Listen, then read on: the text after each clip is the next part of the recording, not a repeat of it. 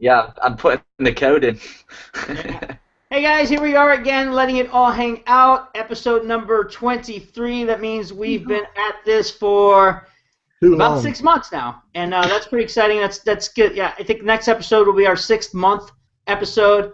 Um, so hopefully we can plan something pretty special there. Today we have our natural panel as usual. We have Steve. Let's start. Scott, how are you doing today, Scott? Yeah, brilliant. Thanks, Julie. Yeah, really, really well. Looking forward to this. Yeah. I got a lot from the webinar that we had with Jay last week, which is right along this same topic, and it's been on my mind the whole weekend, and I'm really looking for some additional insight, and this is the perfect panel for that. Yeah. And you don't have your lower third there on, Scott. I don't know if that's something that you would want on or not, but Steve, you don't have it on either. I don't know if that's something you want on. It I'm too doesn't busy seem talking working. to Sean and Kelly, sorry. Oh, that's okay. Steve, how are you doing today? Happy birthday, I'm by the doing way, very Steve. well. Thank you very much. I'm locked on myself here. I don't know why. There we go. Sorry about that. Very cool. You Jill, how are may you be, doing but today? Hi everybody, yeah, rock and rolling, raring to go. This is right up your alley. I think the be-do have is, I think you Oh, both yeah. have that still tattoo stop it. on your Just here back. for the ride. Right up your alley. There it is.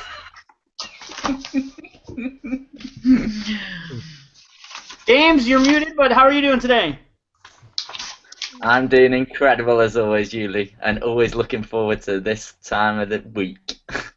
It's like these weeks just fly by now. I don't know what it is. We do. They really do fly by. I sometimes start thinking about Thursday, Friday, and I'm starting to get some stuff together and scheduling some topics and start working through some ideas, and then it's Monday before I know it, and then I'm like, oh my gosh, we're here. Time flies when you're having fun.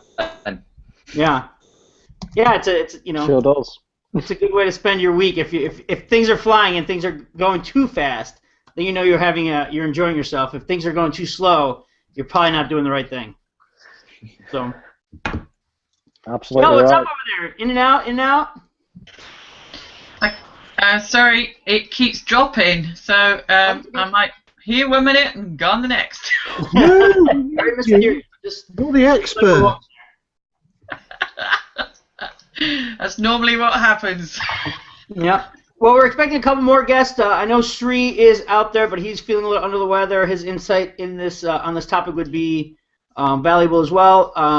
And Sandra, she might be sleeping. I know I said that a couple invites to those, but if they pop in, they pop in. If not, we're going to keep rolling forward and get to the topic at hand. This week, what we're going to talk about is mindset, and if you might have read it on my tagline or my headline for the webinar, is becoming an entrepreneur is, I would think, sometimes a lot more about mindset than it is skill set. You could have all the skill set in the world. You could be a professional at anything you want to do, but if you have the wrong mindset, you're possibly setting yourself up for failure. So having the right mindset is essential to your success, because the skills aren't what's going to keep you going through the tough times. Your mindset is what's going to keep you going through the tough times. Your mindset's going to get you out of whatever stage of the business you're in or phase of your life that you're in that's not satisfying. It's your mindset that's going to get you to that next level. So last week we had a webinar with one of our mentors, Jay Kubisak, and he discussed a philosophy by the name Be Do Have.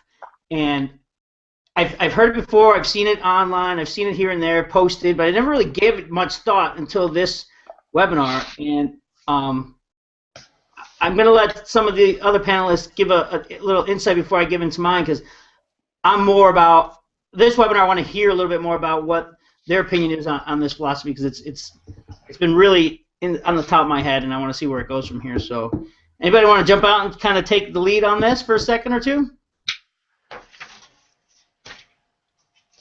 All right. Perfect. When I was building my Amway business, Yeah. the number one target for everybody was being a direct distributor, where you're at the 21% level and you've got 3 direct groups beneath you. And I used to hear it all the time.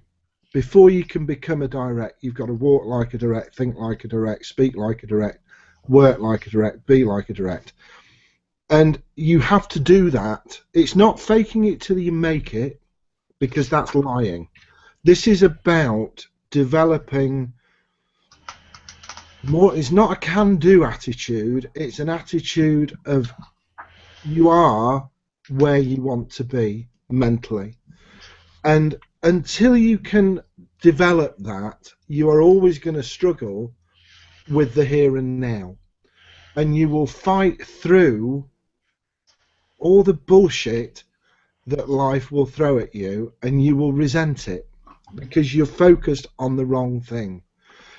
This is my perspective anyway, and I'm sure Jill will come in and say, yeah, that's quite good, but actually what you want to do is this, and this, because Jill really has a massive in-depth understanding of this.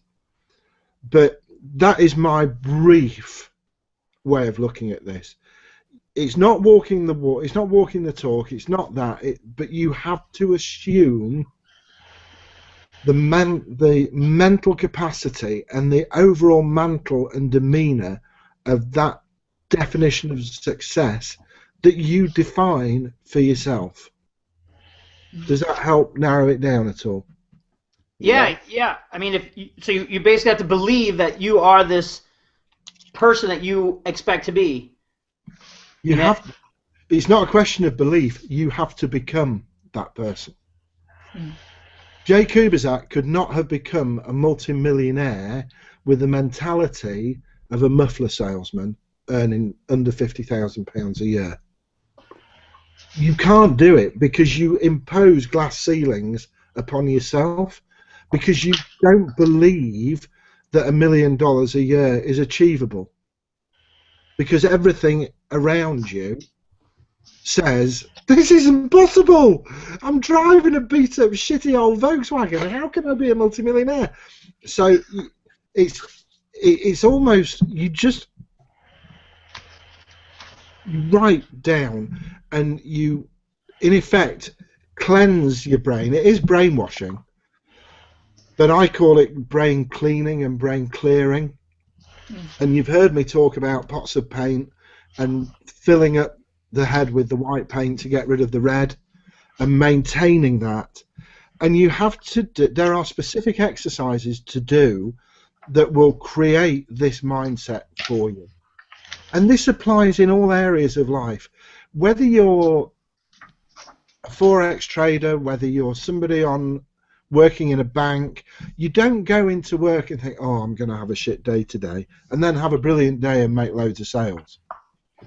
People that make money by selling to people don't open a conversation with the foremost thought in their head, this guy ain't going to buy off me.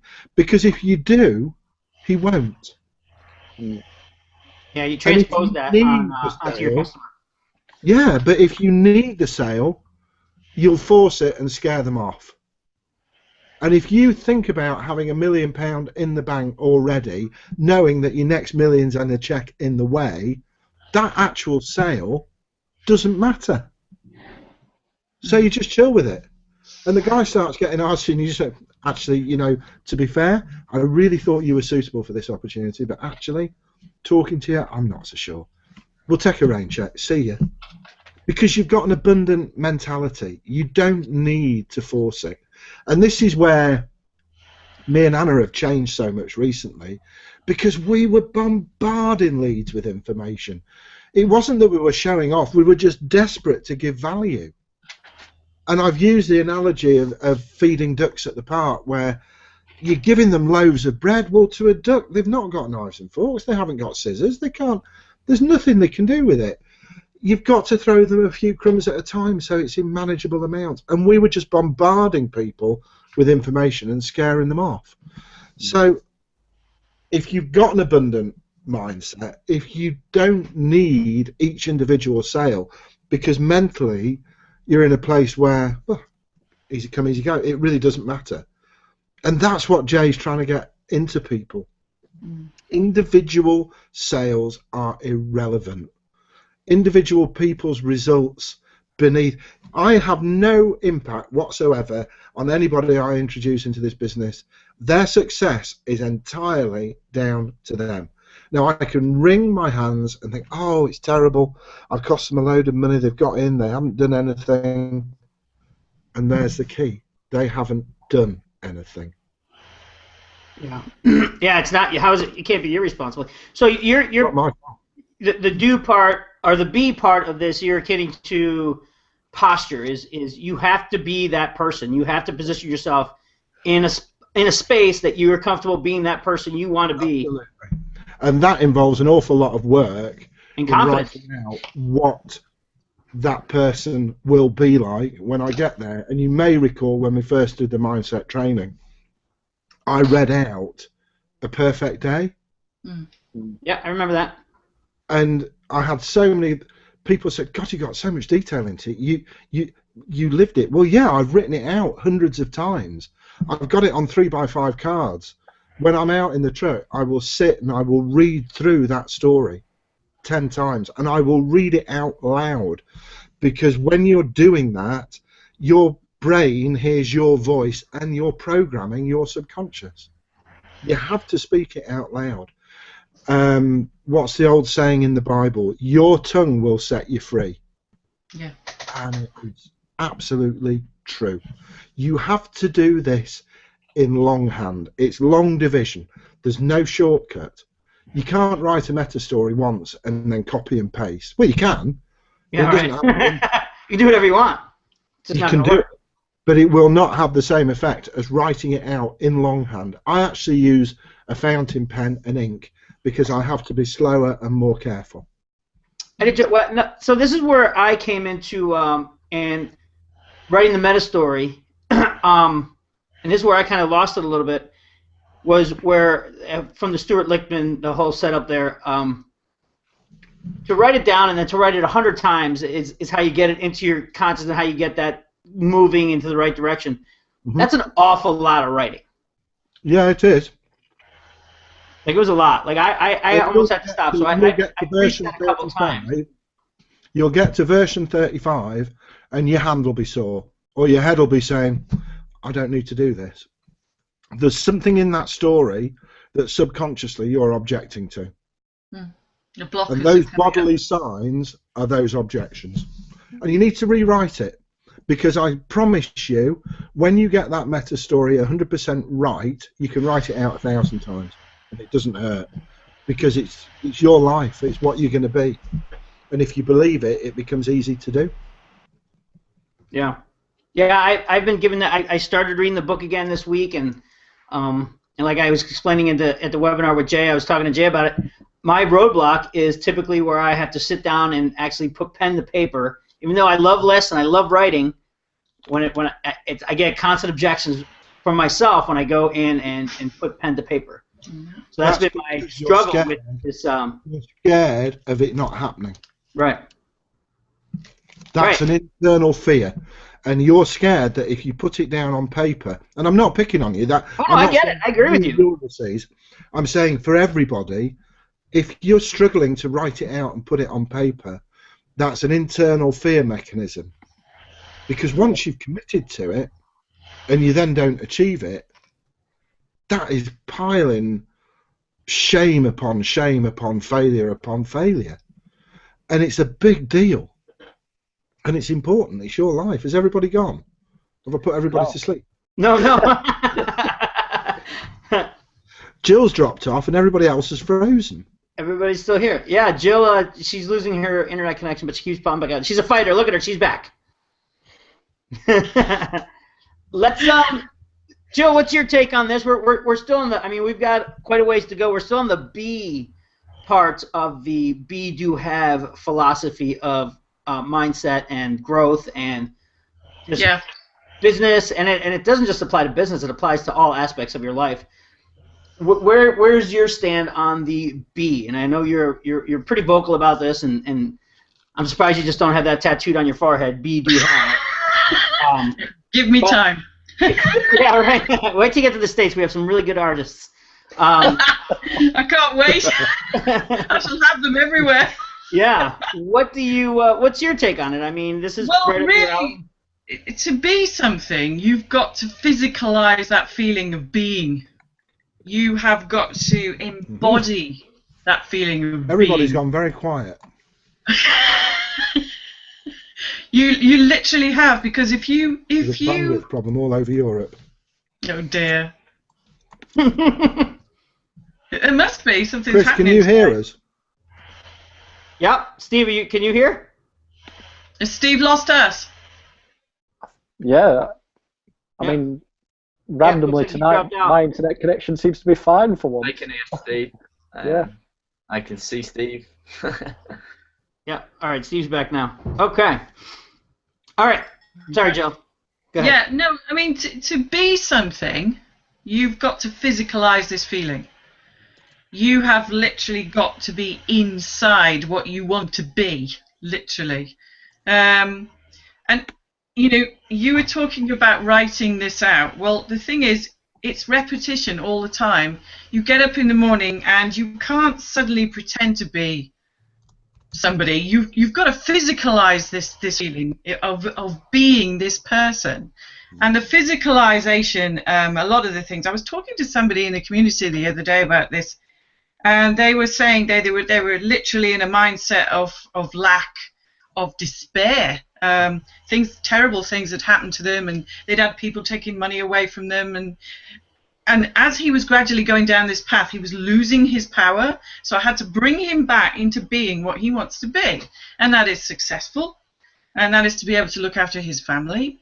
So I said, well, what will you need to be able for you to do this? And he said, well, I'll need to be successful. So I said, well, what is your definition of successful? Well, I'll need to be confident. I'll need to be making money. I need to be a leader. So I said, well, how do you think you get those things? And he said, well, obviously, I've got to change my mindset. Well, I said, well, in changing your mindset, you literally have to talk this into being. Yeah. You've got to tell yourself you're that now. I will, I can, all the affirmations, exactly what Steve was saying. In the Stuart Lichtman book, it literally is, if, like you said, that you get to a number on this page and you think, I can't write this out anymore.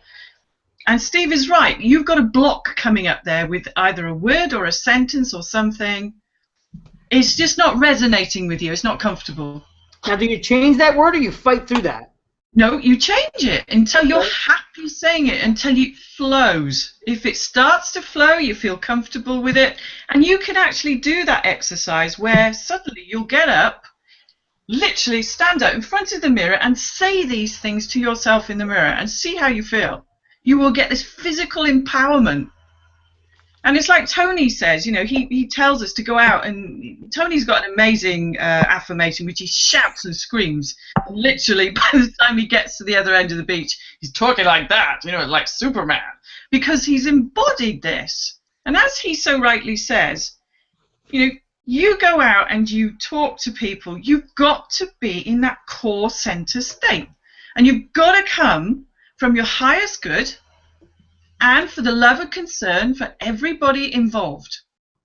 If you've got all that and you're coming from that true core belief system that you've got inside you, that what you do is absolutely true to you, there's no way that you can go wrong. So you embody that into you and you be that person that you want to be.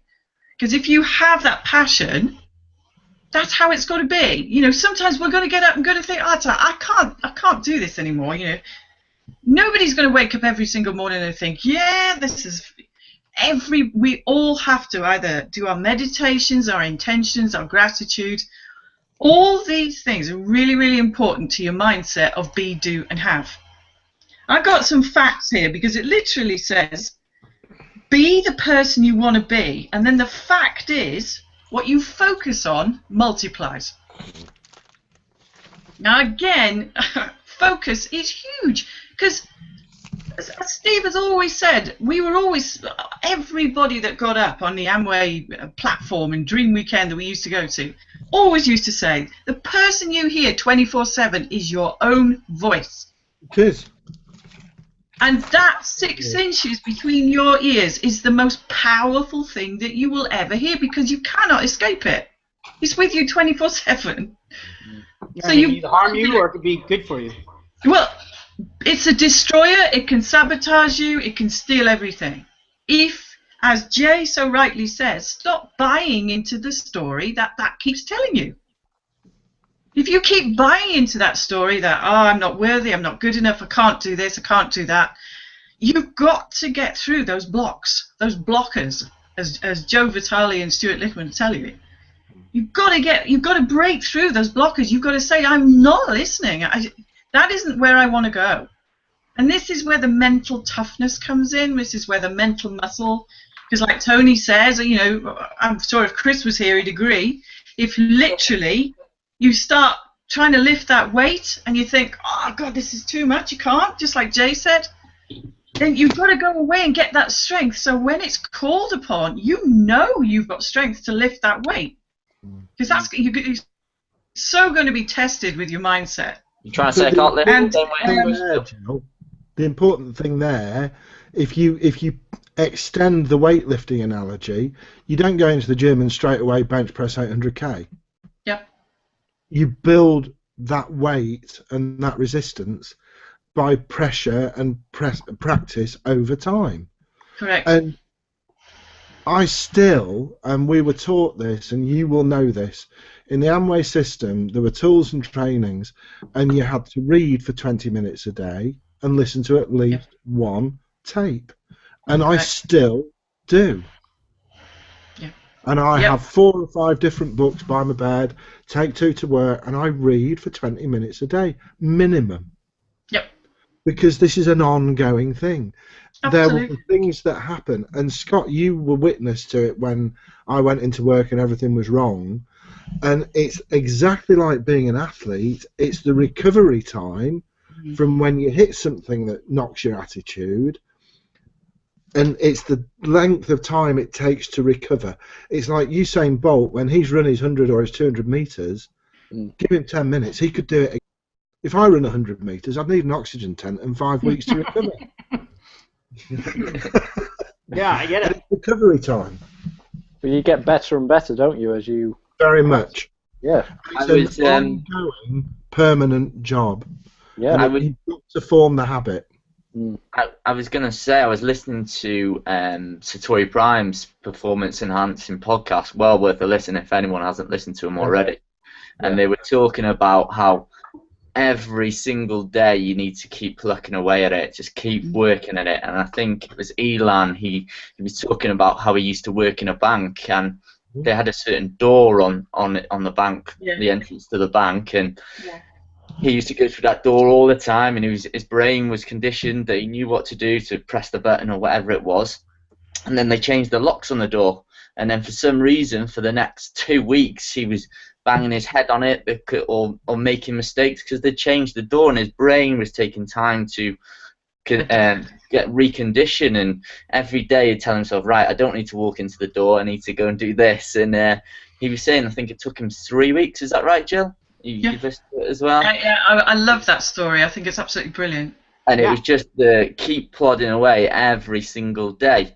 And another thing they were I read recently was about people's fears and people who are new to this business, who, if someone says to you, oh, you know, how are you getting on, you know, have you made loads of money? And you know, and you think in your head, oh, I haven't made loads of money, I'm really worried. Do I really know about all this business and this industry? And the only person who knows that you don't, I'm trying to get it out, it's only between your 2 ears, that no one else can hear it. No one really cares as long as you can understand their problem and find a solution to their problem. And I don't know whether I'm going off track there, maybe. No, I think you aren't at all. And I think it's important that that question is dealt with, because it's very easy for us to undermine ourselves when somebody says, oh, so you're a millionaire now? Well, not damn sight closer than you are, though. Yeah. Definitely, yeah. You know, and would you go into the bank and say to the bank manager, so what do you earn? What have you earned this week? No, you bloody wouldn't. So, excuse me, that's between me and me. Exactly. You know, whatever I tell you. And when we were first new, and I'll go back to Amway again, but people used to say, well, what do you say when somebody says, how much do you make? And the honest answer is, if you asked me how much I earn in this business, the honest answer is you wouldn't believe me if I told you. I told you, yeah. Because Yeah, if I it's told true, you I remember if I that. told you I was making £1 million a month, you wouldn't believe me. And if you told me I hadn't earned a cent since I got in 2.5 years ago, you'd laugh and you wouldn't believe me. So whatever I tell you, you're not going to believe me. So we'll deal with Yeah. that one, and that's finished. Right. Yeah. I asked this question when I was at the Gold event after the day had finished when we were having a couple of drinks.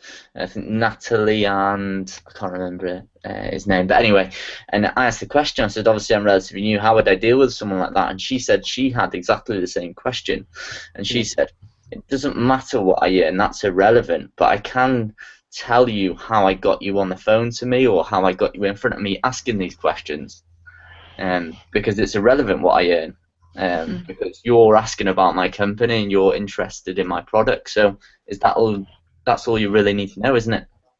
Yeah, it's funny because it isn't actually, because the whole point of getting involved is that we all come here to make money, or we say, well, no, we're not here to make money. We're here for an education, or well, no, we're here for a lifestyle, or no, we're here because we enjoy meeting people, or some other lame. No, let's cut to the chase. We are here to make money because lifestyle is paid for by money.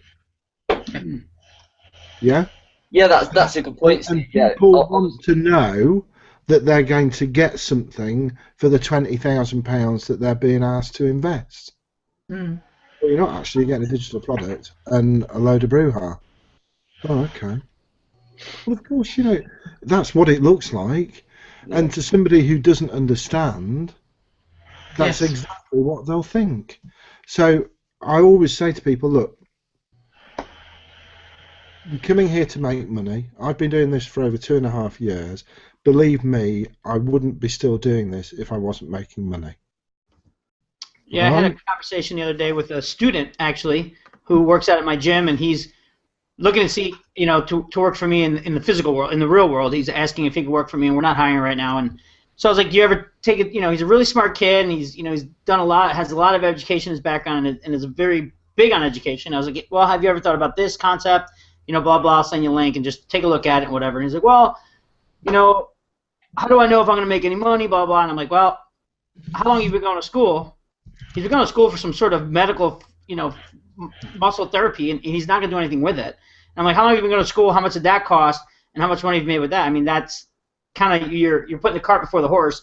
How many people did you talk to prior to going to school there? How much money they were making? It's you have to get into you have to believe in the concept. It's as hard as you're going to work. And like my sister just started her own business, and I was like, don't worry about the money yet. Just focus on the job, doing the job. Don't worry about people asking about the money. Just get the job done.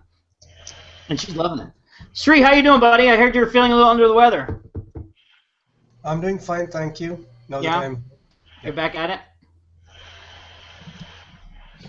Good to see you. Good to see you. What's the topic for today? Be, do, have? We're kind of touching base on from Jay's webinar from the other night, the be, do, have. Mm-hmm. And you got anything to share there? I'll let you guys talk. I mean, I might end up coughing if I talk too much. Okay. Well, get better.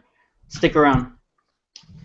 So yeah, so we were at the point where now we're all being that person that we want to be. We're all focusing on becoming that person. What's the next step? It's the do. So who wants to add some insight on the do side of the be, do, have philosophy? Joe? Well, can I just add to the be as well? Absolutely. You've got to be without the feelings. You got to get those feelings. You've got to earn those feelings. You've got to find them, and they've got to become you as well. So that's interesting. Yeah. Yeah. Just as Jay was saying the other night, you can't possibly have all the feelings of that person because you're not there yet. But you certainly got to start on that track of getting those feelings. And like Steve said, you get somebody talking to you and you think, I really don't have to stand here and justify everything that I'm doing. I know what I've got. You actually don't understand what I've got, But if you're going to pull it apart, I'm going to take it back from you as well. I'm not going to give it to you. And that's the posture side of it. That's where you have to. That's where confidence comes in. I don't have. I don't need you to continue living what I need to do. I have what I have. I'm just trying. I'm offering an opportunity to help you, and you're throwing it back in my face, and that's where that gets to be a little conflicting. Yeah. But I think, you say you're moving to the do. Well, the do literally is, like, for example, when we're with the association, the powerful association, when we go to any event, if you sit and watch the people that are successful already and just emulate how they are, like if you see Greg and Fiona in any function, they are just note takers. They're really, really quiet. In other words, they're taking as much in as they possibly can. They're students. They're always students. They're always learning. Now, you will get some leaders, that don't listen. They talk all the time. But, in order for you to do exactly what a leader would do, you need to look, or you need to follow the people that are actually leading and see how they, see what pattern interrupt they have with their body. How do they move? How do they have a life balance? How do they approach situations, arguments, problems? This is all, like Steve said, I think it was Zig Ziglar that actually said personal development is like a shower. Yeah. You've got to take it every day if you want to stay clean. It's like bathing. Yeah, like the other day, I bought a piece of property not too long ago, and I've been coming to the conclusion that I want to build on it. And the other day, I sat down and went right through this whole philosophy, and I was like, all right, so what do I want to be? I want to be the guy who builds this house. So what does that guy do? And I sat down for like 3 hours, and I figured out exactly what this person who builds a spec house has to do in order to make that successful. So I put a timeline together, and I started going reverse planning and figuring out, all right, who's on my team, what do I got to do, who do I got to talk to, what do I have to ask those people. So I have this list of 1,000 things that I have that person would do on a daily basis in order to accomplish what they have to accomplish. And that, to me, was what started me thinking about if I'm going to be who I think I want to be, I have certain things that I have to do. And what are those things? Yeah. And that's what I get from the do side of it. Also, when you're with Jay and Stuart, they reverse engineer their story. Yeah. They're not talking about today. They're talking about way back. And they will take you through that pattern. What did I do? How did I do this? All the mistakes they possibly made. And that is the amazing part. Like you've just said, Julie, you reversed engineered the way the guy builds the house.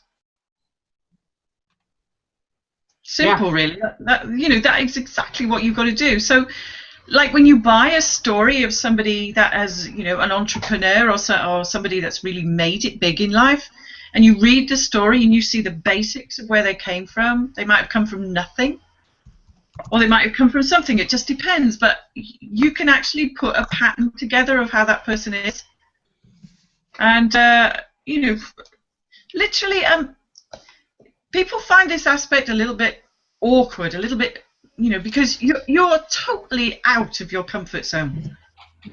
You've stepped up above the parapet. You're going to get shot at. So how do I deal with these shots? How do I deal with this problem? And as Steve said, you've got to have that input of mental food, good mental food. You do it for your body. You've got to do it for your mind. I absolutely guarantee if you develop a reading and an audio input habit where you listen to a podcast or you listen to a wake-up call or you listen to a former webinar once today and you read a positive mental attitude book for 20 minutes every day, after 30 days you will not recognize the state of your business. Okay. At day 10 you will resist it and you won't read.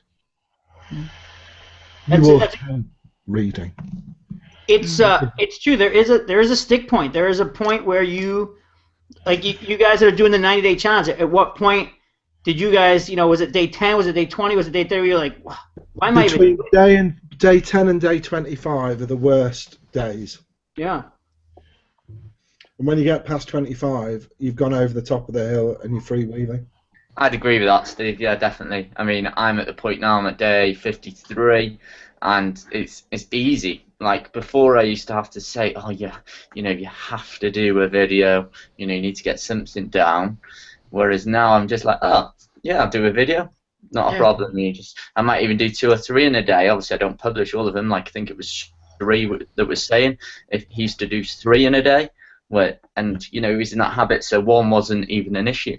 Whereas now I just take over and it's easy. Yeah, just getting your brain to go. Like you were talking about that door that Elon or Elon. guy were walking through. Like when I remodeled my bathroom upstairs, I had a pull. I had to pull it to turn the light on.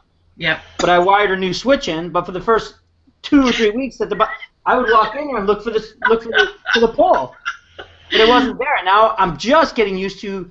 Always I'll still look for the switch like early in the morning. If I'm walking in there to get a glass of water or something early in the morning, I'll still look for the switch even though I know that there's a wall switch now. I was exactly the same. I had it with they put the taps in my house, and for some reason they were the opposite way around to what I was used to, and because they messed them up. And and for ages I would go to those taps and I'd turn them the wrong way and go, oh, done it again. And then eventually it just clicked, and it was a pain in the ass, to be honest, but it's so true that it just takes time to condition your mind. Yeah. I know Bob Proctor is another big believer of this. He actually says if you're right-handed, start feeding yourself with your left. Because that new neuro pathway will open up completely new avenues for you. And we only need the pattern. Yeah, we only need such a small amount of our brain capacity anyway. Something ridiculous. I remember, Steve, do you remember who was on stage once and they showed us a guy mowing a lawn, but it was inside a brain? And it was showing what part of the brain actually is used, and the rest was sort of like greenery. I can't remember who that was, but I remember that story. It was a brilliant analogy. Steve's on there twice. That's pretty cool. Yeah. Steve, there's 2 of you.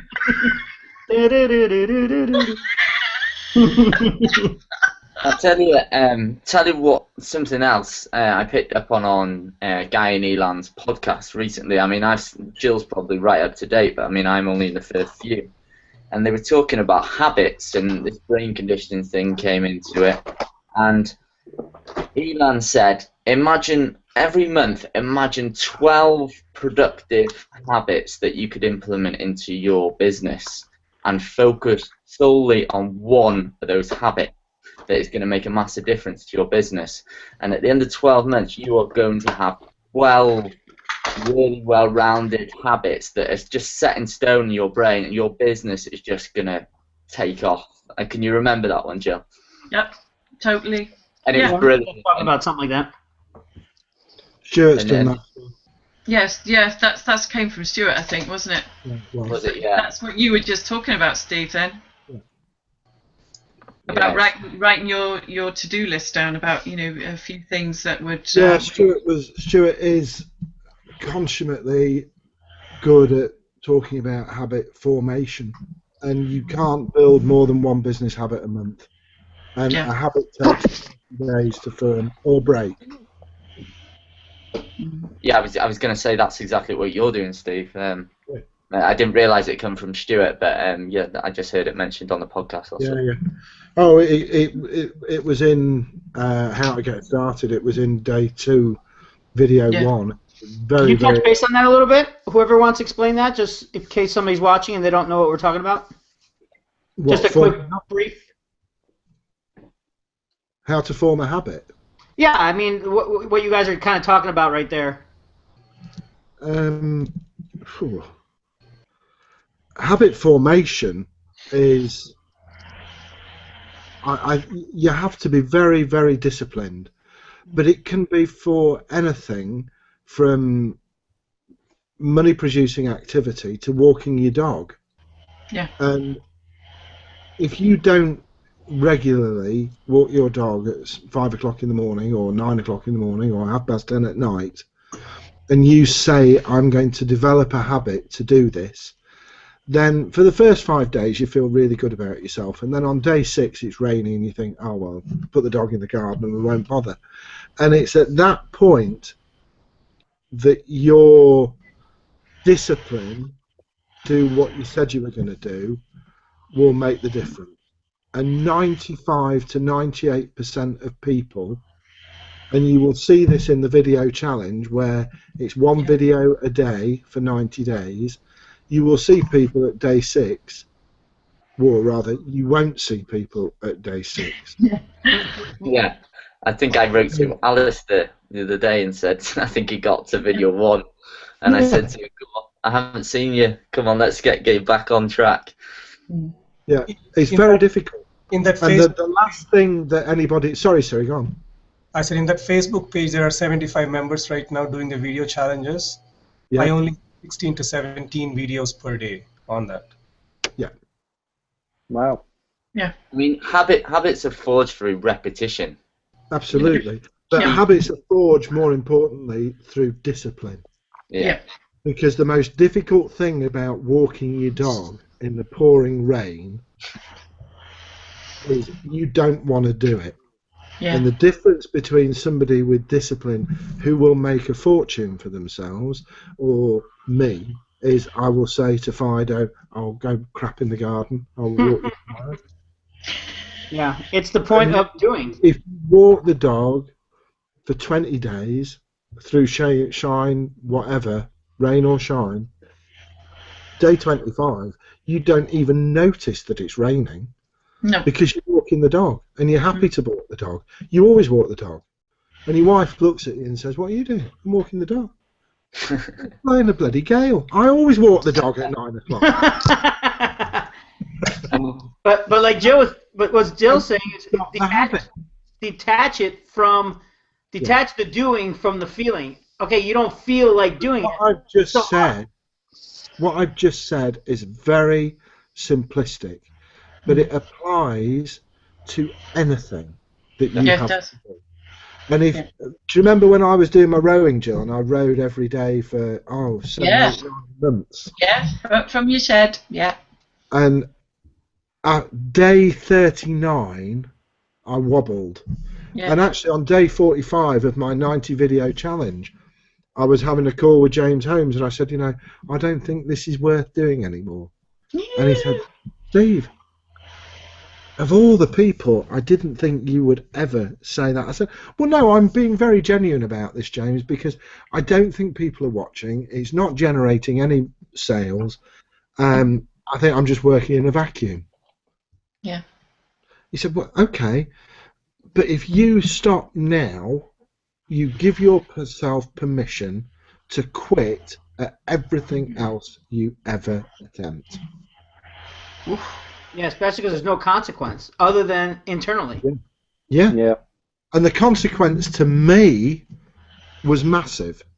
And me achieving those 90 days worth of videos in my 90-day video challenge had very little to do, at the end of it, had very little to do with my ability to produce videos, had very little to do with the content. Yeah. It had everything to do with my mental toughness. Yeah. That's all it came down to in the end. Yeah. It was just making a commitment and keeping it. Yeah, and that's what the challenge is all about, really. Yeah. It does sort out the men from the boys. and people look at this 90-day video challenge, and there's no point beating people up over it because of everybody. They know who they're letting down. They're not letting Siri down. No. Is he really going to watch 75 videos a day? He'd never get anything else done, bless him. He must be quite grateful that, so few people are doing it. I'm being facetious because I know that Siri's not like that. But very few people actually can do something that they've committed to. Yeah. That is the difference. That's the fine line between success and non-success. Is the ability to stay committed to what you're doing. I mean, in your business, you commit to a business. it's not something that you can just do whenever you want. It's something you have to do, and that's a big thing when people drop the ball and they say, "Well, And this isn't working." That's what No, Jay was business really. working. You're just not working. Yeah, exactly. Exactly. I tell you what. Exactly what Jay was getting to, because it's not the fun, easy stuff that counts. No. It's the grinding out the daily stuff that has to be done. Yeah. Regardless of whether you feel like it or not. Yeah, exactly. You turn up. You just show up when you don't want to show up. Farmers are the best example, really. Oh God, yeah. Farmers, because if they don't milk the cows, they're really in the poo, aren't they? Yeah. The cows don't milk themselves. No, and the crop doesn't get cut. The hay doesn't come in. Right. So, and if you treat this business as if you're a farmer and say, well, if I don't go out and put my Facebook ads up, I'm not going to get the leads. If I don't get the leads, we won't get the sales, blah, blah, blah. Whatever you do, it doesn't matter how much you do, just that you do a little bit every day. Because those little bits, the cumulative effect is massive. Yeah. Have you... What's the analogy about putting pieces of rice on a chessboard? I don't know. If you double the piece of rice for every check, for every square, if you start in the bottom right, by the time you get across the board, doubling up the pieces of rice, by the time you get over the board, there's not enough rice in China to put the final amount down. Yeah. It's like a penny doubled for a month or a million. Right. I like the penny double for a month. Yeah. Yeah. That's huge. But for the first 15 days, you're thinking you've made the wrong decision. For the first 20 days, you're thinking, Jesus, I should have took the £1 million. It only pays off in the last 3 days. It's compound. Einstein said that compound interest is and it's kind of the same thing, whether it's with money or where you're doubling something every day, but the compound effect of your investment is the most powerful tool in the world, the most powerful force in nature. Is that compounding effect that even if it's not double, whatever the percentage compound is, every bit of effort you put into it just compounds, and then there's that exponential curve that just starts like this and it goes real slow, but then once it starts hooking, once that exponential growth kicks in, it's gone. Well, that's exactly the diagram that Jay uses when we go in there, and he will show you where the cutoff is, where most people quit. Yeah. And then, because he actually said to us, how many of you think that you're in the 90%? Yeah. And hardly anybody put their hands up because we all thought no, and he actually said, well, you're all here because you're here in this room. Yeah. And we were like, whoa, I'm a 90%er. Yeah. And there's still more work to be done. I mean, 90%. There's still more work to be done. Yeah. Well, the reality is you're showing up. You're present. You have shown up because it's your bit. It's not your damned hobby.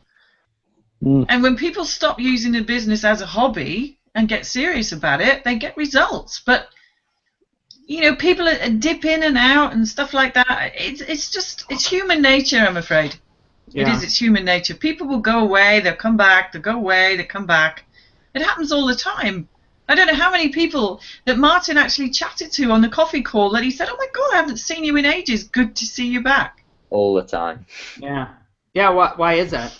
I mean, I get it. I mean, I know that the mindset, the entrepreneurial mindset is a little more difficult to understand because you have to come up with those steps, those daily tasks daily on your own. Well, everybody's dropping out now. Wow, yeah.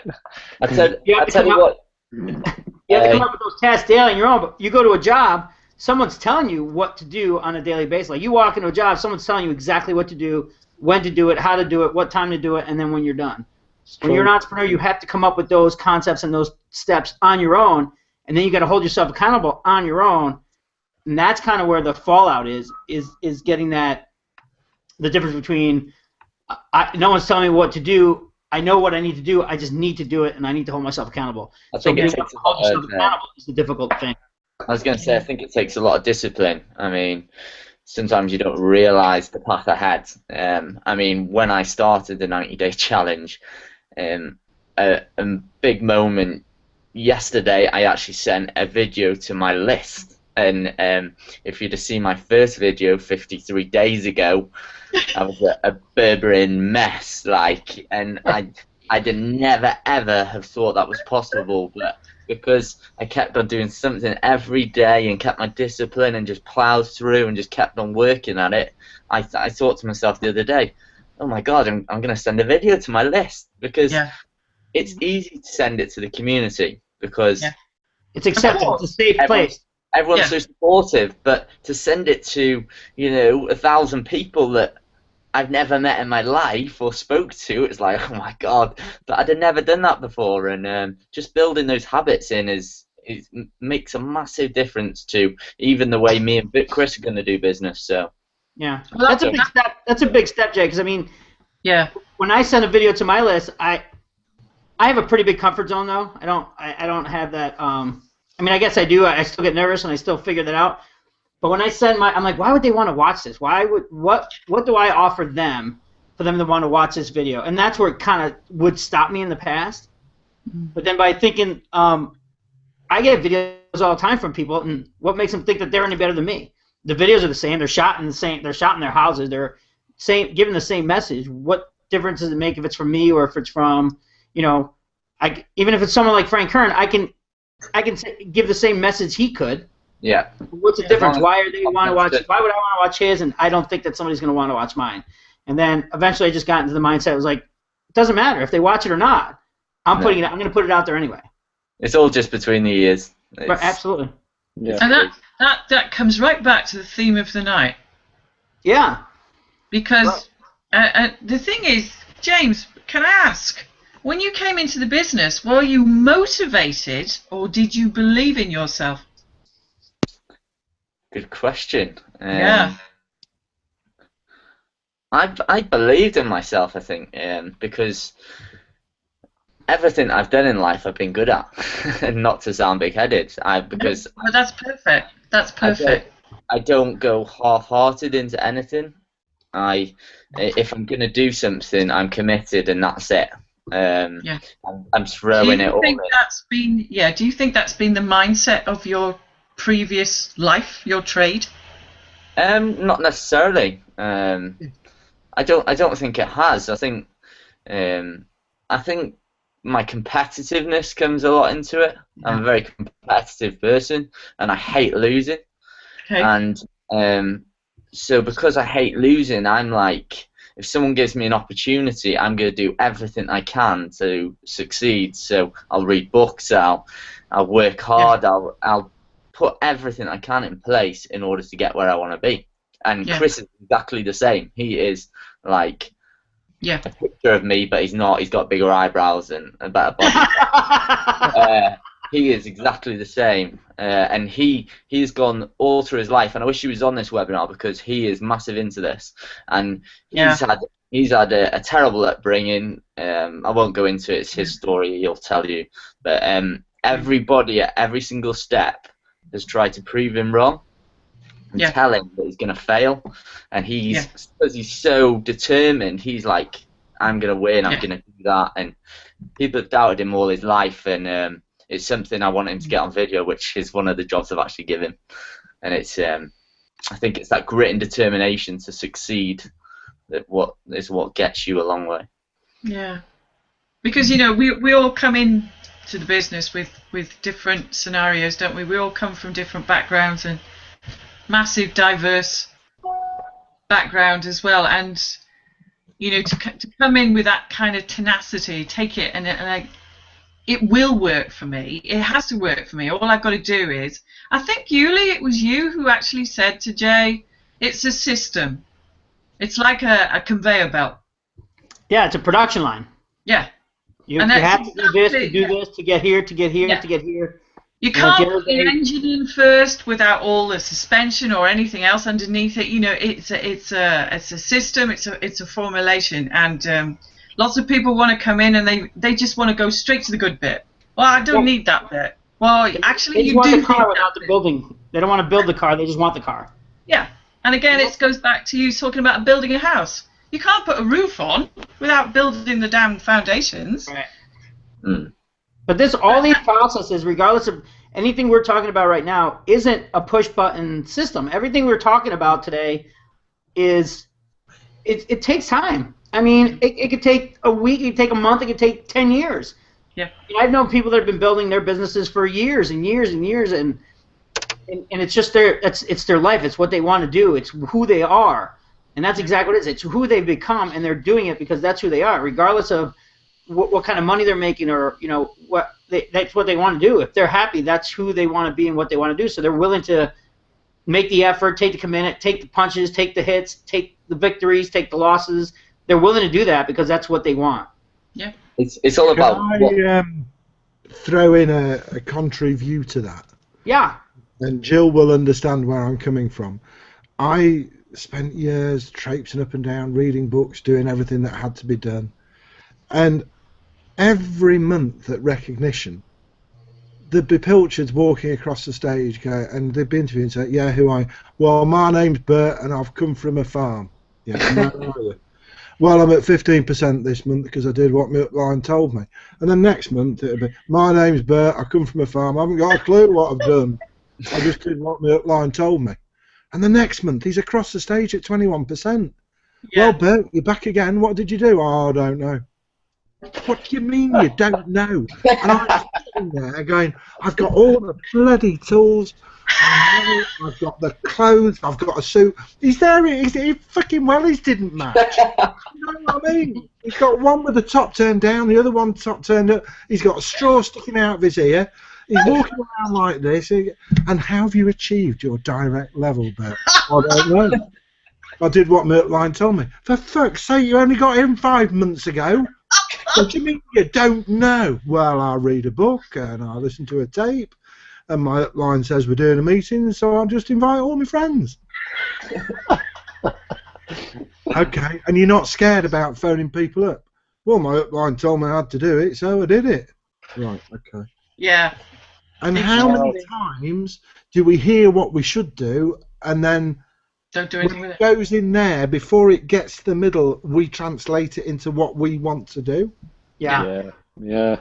And if you can take that filter out, Yeah. if Jay could come along tonight and go, right, okay, lift that up, Frontal take all the lobotomy. negatives out, put all the right stuff in, shut it down, don't fiddle, do not open, do not touch, go do. Okay. Yeah. Yeah. The biggest failing with any of this entrepreneurial ship is we're in charge. Oh, fatal. That's exactly the two things that Colin Turner came on the stage and said, "I've got good news and I've got bad news." And we all said, "Oh, we want the good news." And he said, "Your life is in your hands." Yeah. And we were all like high-fiving. And the next thing he said, "Oh, what's the bad news?" "Well, your life is in your hands." And we were like, "Oh, shit." Yeah. Yeah, Colin Turner lives in Nottingham, you know. Hey? Colin Turner lives in Nottingham. He's a very yes, nice... I love Colin. I thought he was brilliant. He's the one that got me to chop the piece of wood in half on the stage with my bare hand. He's a lovely man. I loved him. So there you go. So, you know, you have them down in the States, the old rednecks, you know, bubbers. "Well, y'all, I haven't got a clue what I done. I just did it."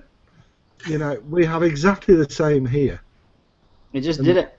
But you're, I mean, you're a perfect case study for that theory, Steve. You and Anna have been doing things, and like you said, you complicated the system.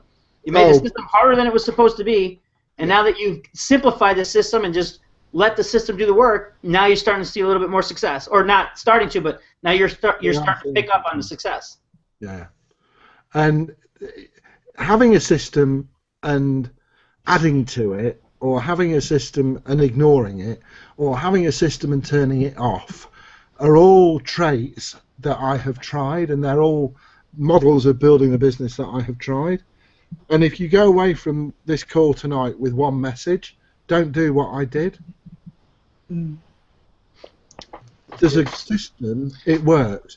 It may not be the ultimate, it may not be the best, but it works. Yeah. And at the core of that system are two blokes that are only doing their best. It may not be perfect, but it's a damn sight better than anything else out there. Yeah. they're not immune to making mistakes. So what are you going to do? Tuck them out and shoot them? You promised me that in 60 days and 90 days my blueprint would make me wealthy. No, I didn't.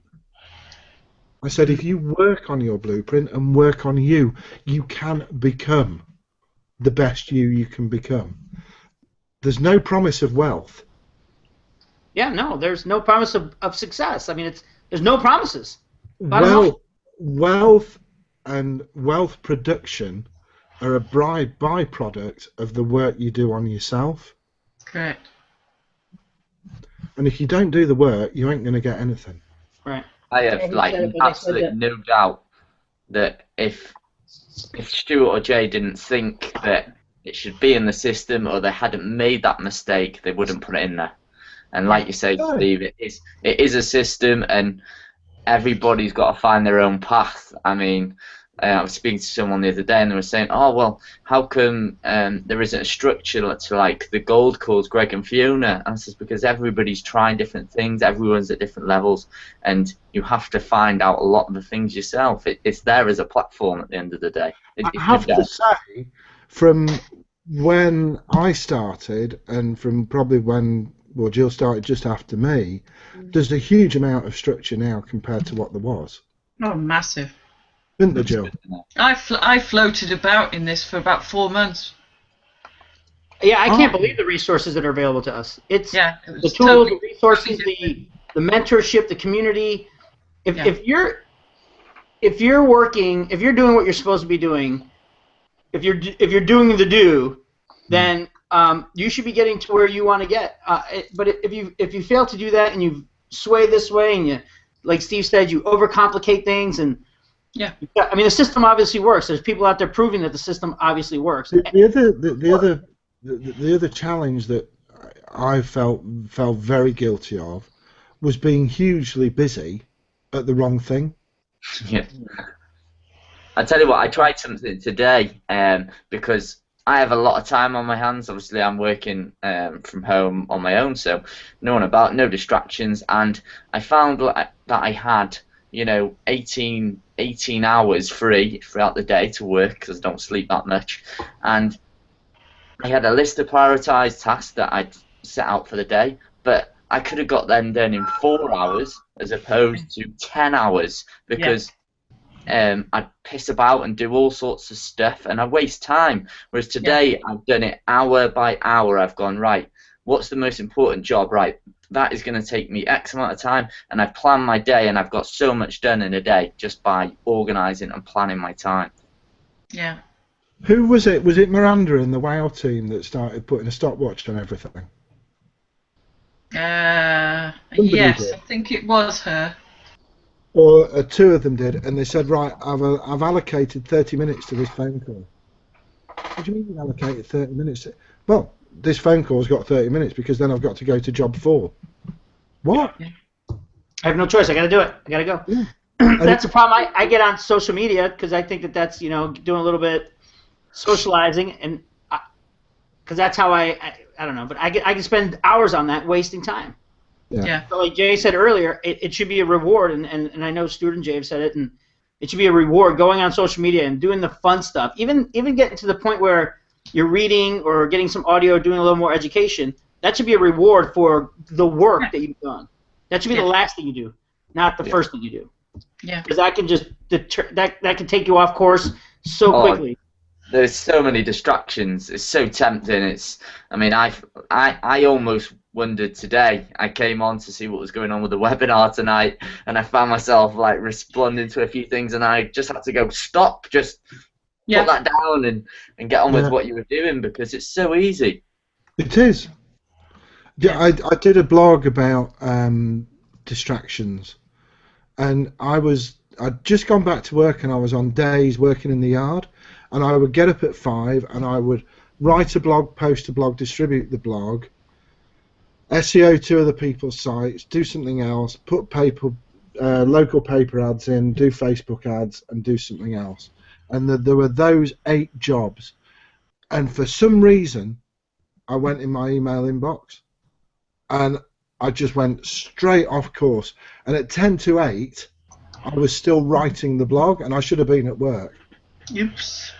And I was there in my pajamas, and I hit post, distribute, dosh, and just managed to get it all done, and got to work 15 minutes late. And I just wasted 3 hours and about $300 buying something that didn't work. And I still get 1,000 emails a day from that system that didn't work. It would be nice if we can log. Oh, sorry, Jay, I have you on lockdown. It'd be nice if we can access Facebook ads without having to access Facebook. Facebook itself. Yeah, it'd be nice to have a separate platform where you could do your ads. Really, you can if you're disciplined. Yeah, you're right. I agree. Yeah. But it's the shiny ball. I'm like, ooh, what's that? Ooh, Yeah, who's that? today? Ooh, what video did Steve do? Ooh, what did Teresa do? Ooh, where can I go now? Ooh, what did it? It's just there's so much stuff. Before you know it, 3 hours have gone, and you've got to go back to the day job, and you haven't got a Facebook. Right, and you haven't got jack done. Yeah. So that's crazy. So far we've covered the B, which is figure out who you want to be, learn that person, and become that person. The second thing we came was the do, was the, you have a certain amount of things that you have to do to be that person. What would this person do on a daily basis? And that's the do side of it. Where does the have come into this whole philosophy? How does that play into the be, do, have? Well, if you've been that disciplined, the be, the do. So you're being that person. You're doing everything. You're being committed. You're repeating it. You're tweaking it. You're being reachable, teachable, and coachable. Eventually, the have just comes into it. So there is no time limit on that, though. There is no. It's like they say happiness is a destination. No, it's a lot of. Take for example Stephen and Anna. Their frustration of thinking this has got to happen now. I've got to have this now. And you've got those people there. You've got that captive audience, and you think, right, okay, maybe they need to know a little bit more about this, or they need to know a little bit more about that. Well, actually, as Steve just said, they've eased off. They've let go of the reins a little bit. The system's taken care of itself. Now they have the results. Mainly because of all their hard work, though. But there's that picture again that we see on Facebook with a guy with a bike, and success is just up the road, and you see that straight line. Is this the route to this? No, and it's squiggly. It goes right off track. That's the reality of it, and that's the lovely part of it, though, because you're starting off on a journey. I think I tweeted about this the other day. Just pack for whatever event, and make sure that you can face whatever comes your way. And if you need help, get help. Reach out, just put your hand up, say, "I'm not sure about this," and you will have the results. The results are actually there. Hi, Shri. But I love the quote that I've got here. The other fact is, be the person. Fact underneath that is what you focus on multiplies. Do the things that person does. Fact, thoughts become things. Action speaks louder than words. And for have what that person has. And the fact there is, you were meant for greatness. If you think and act like a successful person, you will live and have the results of the successful person. Yeah, that's so true. Yeah, the one picture you say about the guy on his bike up to the trail to success. My favorite one that kind of reminds me of this same concept is the diamond miner who's sitting there with his pickaxe and just picking and picking and picking and picking and picking, and he's just picked for years, and there's only about an inch of dirt left between him and his diamond mine, and he just walks away in frustration. Yeah. He only knew that that's all it takes is that extra one chip, and he would have gotten to where he needed to be. Yeah, Yuli, that's persistence. I'm sorry, Steve? That's persistence. What we're talking about with have is, and I put the thing about wake up and dream and the explosion. I used to say, I'll see this, I'll believe this when I see it. Yeah. you have to believe it before you see it. Yeah. I just read a quote today by Mike Dillard, and it said, the great thing about being an entrepreneur is that most people have to see it to believe it. Yeah. Correct. As an entrepreneur, we believe it, then we see it. Yeah. Do you remember that video I did in Bristol Docks? Yep. About who the hell, Oh, Yeah. right. 200 years ago, who would have the audacity to believe he could get a 300-ton ship up that little river Yeah. into something that didn't exist, that had to be dug out by hand? He believed it was possible. Thousands of people will have told him, you're wrong, it can't be done. Oh, It's yeah. still there now. Yep. Yeah. If his belief had wavered one iota, it would not have happened.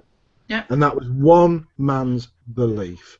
Yeah. And I promise you, if you believe in something, and I'm not saying, you know, you can't create the impossible. You can't overcome absolutely anything. And people always say, oh, well, I'm quadriplegic. Are you saying if I believe I can walk, I will? No. But I am saying if you believe that you will have a quality of life that is worthwhile you being here and you having a useful contribution to society, that belief that you have will genuinely create a worthwhile person. And I remember the young rugby player who went off to Lucerne to commit suicide because he didn't have the belief. And I look at him and I look at Stephen Hawkins. What's the difference? Stephen Hawkins believes that what he is doing is making a difference. Yeah. And he has more ability and more belief. Look at what he's overcome to do what he has done. And he's done his best work in his later years. And he is so inspirational. You can keep all the athletes, all the wonderful superhumans. They've got everything they need. The people that really blow me out the water are the people who are 200 degrees below zero. Yeah. And they still come back and they still have an impact and they still make the world a better place. Yeah. Just by breathing. Yeah. Because they believe they can. Yeah. They may never walk again. That's an irrelevance. It's not how they move about. It's the impact they have on other people's lives. And that level of belief will allow you to have whatever you actually believe you deserve. Yeah. And that's what the have is. Yeah. Yep. And that's why Siri will touch the 1,000 people he needs to touch. Yeah. Because he believes he will. Yeah. And it's not a selfish goal. No. No, it's outwardly producing. It's not inwardly. Absolutely. Yeah. That's very true. Well, that's the be, do, have. I mean, that's, and we can go on forever about what. Oh, I can. Yeah, I think we. I mean, just by watching that, just by that, I was just touched by it the other day, and for the first time, and I've seen it around, but for the first time, I actually started thinking about it, and it's almost like clear steps, and with what I'm gaining today and the insights I'm learning today, it's almost like a clear step. It's like even this be, do, have is a system to get what you want. You know, and it's all just laid out right before you. So I'm completely grateful for all the insight you guys put out there, because I've come to this call today wanting to learn, and I definitely did today, and that was. I have been famously quoted as saying, "I would rather pull barbed wire through my bottom than do Stuart Littman work." You'd rather what? Pull barbed wire through my bottom than do the Stuart Littman work. The Stuart Littman work pays better. Yeah. It does a lot better. Wow. Yeah. I'm But gonna. that is how challenging that work is. It really is, and it's Massively when you read challenging. it, you're like, oh, it's nothing. But even when I get to that point, I have personal block. I just that's my blocker, and that's Can what I let you into a little secret? It's very rewarding, though. It's extremely rewarding. to get through it. Because once you're done it and you're in that zone, Yeah, nothing can ever take you away from your goal. exactly. You are the goal, and you are one with your goal. There is nothing in between anymore. Yes, very true. That's awesome. Well, again, I appreciate everybody coming on this call, and I think this is great. It's a great conversation to continue at a later date. But we are beyond our hour. We're about an hour and 15 minutes. This is do some close-ups, do some last words here. Scott, you were kind of just, sitting in the background, taking it all in, just absorbing it all in. What do you have any last thoughts or? Yeah, I've just been taking notes, blooming heck, pages of notes. And to be honest, I don't think you ever perfect or stop doing this sort of concept. Even, success is this journey. And once you've achieved something, then, it's only the next level and, the next level after that. And I shot a video, I think it was yesterday or the day before, about, these limits that we put on our own minds, and you then go and meet them and just go beyond them or achieve what you want to do. And then you realize that actually, you can go further and then further and further, and you keep challenging yourself all the time. And I think this is exactly, the same, and the systems and stuff you put in place to do it. And you get there through the do-be, and eventually have it. Yeah, so it's been brilliant. I've really enjoyed it. Yeah, we're just never done. It's not something. This isn't an end game. This isn't something that we're just doing it to get here. We're doing it to get there, and then we're going to do it again to get there, and we're going to do it again to get somewhere else. And it's just a constant effort. It's not. We don't. This isn't an end game. This is like, for the next 6 months I'm going to do this, and that's where I'll be. And it applies to everything. Yeah. It's very absolutely true. Everything. Yeah. Yeah. Cool. James, you got any last parting words for us? Any words of wisdom? Any posters you want us to look at back there? Anything? No, I mean, all I want to say is I like what Steve was talking about believing. I mean, I'm all for believing. I keep believing in myself, keep believing in what I'm doing, and keep working hard every single day. And there is absolutely no reason why anybody can't achieve what they want to achieve if they keep believing and keep working hard every single day to get where they want to be. Yeah. Yeah, it's a non-stop effort. We can't stop. We can't put it away. Once you stop, I think they call that dying, right? Yeah. You perish. Yep. Jill, what about you? Any parting words? Your valuable insight has been. Well, I took these final bits and pieces really from Jay, because I always make notes as Jay's speaking, and then I do a post after what he said. And I like this bit: feel, do, have, and be. He put the feel first, and then the do, have, and be, and then he took the feel away. So it's do, have, be, do, have. He was moving it about all the time. And he actually says, this concept dictates what I do. And then who I am being right now and living in the moment is all about what you're going to be. And then you are not your feelings. All you've got to do is be an action taker and never quit. Stick to it. Be as repetitive as you like with it. Tweak it. Play with it, but just don't let it go. Be like a dog with a bone. Just keep hold of it once you've got it, and your belief actually grows. Your belief in another way of thinking, and you can pattern interrupt. You can get rid of those blockers, but you've got to come up against those brick walls, and you've got to find a way or build a door through it. And those are the exciting times, because everything is waiting for you the other side of that wall, the other side of your fear. There is the haves. So you be and do, get across that wall, and you're definitely going to have. Yeah, I saw a post today while I was wasting time on Facebook, and it said that all your fears lie in that, your biggest treasures lay inside that cave, or I think it was the opening of your fear cave. All your treasures lie beyond that.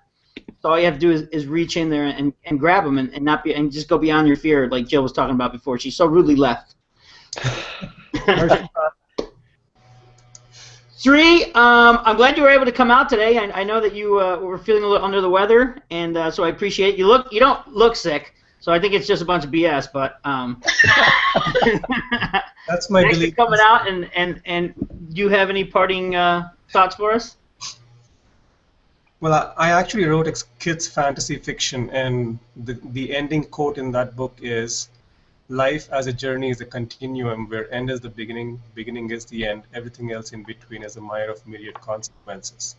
So the be and have is changing constantly as what's the starting and what's the ending, we never know. The action is what takes us between these two steps. Just keep doing it. I mean, don't question it, don't challenge it, don't let the monkey brain talk you out of it. Just keep doing it, have faith. You'll get there. Yeah, that's really important. That don't challenge it. I mean, if it's set in your mind, and like Jill said, be like a dog with a bone. If anybody tries to take it away from you, just bite their hand. It's like, I mean, if you put the alarm clock up in the morning to wake you up, you put the alarm clock for a purpose. So when the alarm goes off, don't go on snooze button. Get up and get your work done. Dang, you know me so well. My snooze button is wore off. I told my wife the other day, she's like, what time did you get up? I was like, well, I set the alarm for 6, so I got up at 8. Duh. I'm definitely a consummate snoozer. Steve Greenhouse, your insight today has been invaluable. Are you frozen there? No, Oh, just very patient. I thought you were frozen. I'm going to pour a bit of cold water on this because I'm going to talk to the 3 people outside who will actually take this on board and run with it. I don't know what your numbers are for this webinar. But the sad thing is that 98% of people will listen to this and do absolutely nothing with it. And that is really, really sad. But there's a children's film, and I love children's films because they're full of truisms and analogies. I don't know if any of you have seen The Incredibles. Oh, yeah. Yes, love it. It's incredible. Yeah, there's a little guy in there that comes in at the end and says, I've invented all these devices so that I can have superpowers, and then I'll sell my devices. Yeah. Everybody will have superpowers so that nobody will be super. And the point about this business and this mindset thing is, if it was easy and everybody did it, it wouldn't be that incredible. No. The difference with the people that have been on this call tonight is they're in the top 1% because they have seen something through the mist. They've got a belief because they've done their true diligence, and they believe where they're going to go, and they're prepared to back that belief with unremitting, consistent effort. Now, if you're one of the 3 people watching this that is going to run with it, then talk to one of us, because we can help you. We won't do it for you, but we can help. The rest of you, I hope you've enjoyed it, because I have. If you only apply some of this to your everyday life, I promise you it will make your relationships better, it will make your health better, it will make work better. For the other 3, come and talk to us. It was awesome. And you're right. And you're absolutely right. And it's back to the philosophy. Just do what you have to do and keep doing it, and you'll have what you want. Absolutely.